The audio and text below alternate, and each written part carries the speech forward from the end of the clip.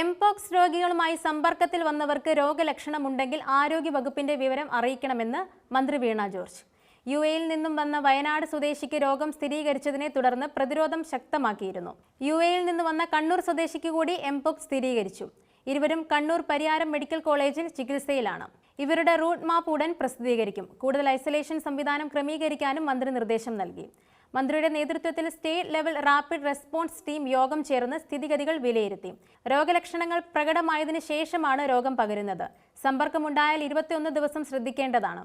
വിദേശ രാജ്യങ്ങളിൽ നിന്നും വരുന്നവർക്ക് എംപോക്സ് രോഗലക്ഷണങ്ങൾ ഉണ്ടായാൽ ഐസൊലേഷനിൽ തുടരേണ്ടതും ആരോഗ്യവകുപ്പിനെ വിവരം അറിയിക്കേണ്ടതുമാണ്. എയർപോർട്ടുകളിൽ ഉൾപ്പെടെ അവബോധം ശക്തിപ്പെടുത്തിയിട്ടുണ്ട്.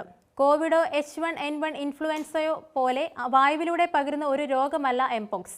രോഗം ബാധിച്ച വ്യക്തിയുമായി മുഖാമുഖം വരിക, നേരിട്ട് തൊലിപ്പുറത്ത് സ്പർശിക്കുക, ലൈംഗിക ബന്ധം, കിടക്ക, വസ്ത്രം എന്നിവ സ്പർശിക്കുക, സുരക്ഷാ മാനദണ്ഡങ്ങൾ പാലിക്കാതിരിക്കുക തുടങ്ങിയവയിലൂടെ രോഗസാധ്യത വളരെയേറെയാണ്.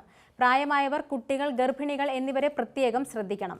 സ്റ്റേറ്റ് അഡ്വൈസറി യോഗം ചേർന്ന് പ്രതിരോധ പ്രവർത്തനങ്ങൾ ശക്തമാക്കാൻ മന്ത്രി നിർദ്ദേശം നൽകി. പനി, തീവ്രമായ തലവേദന, കഴലവീക്കം, നടുവേദന, പേശീവേദന, ഊർജ്ജക്കുറവ് എന്നിവയാണ് പ്രാരംഭ ലക്ഷണങ്ങൾ.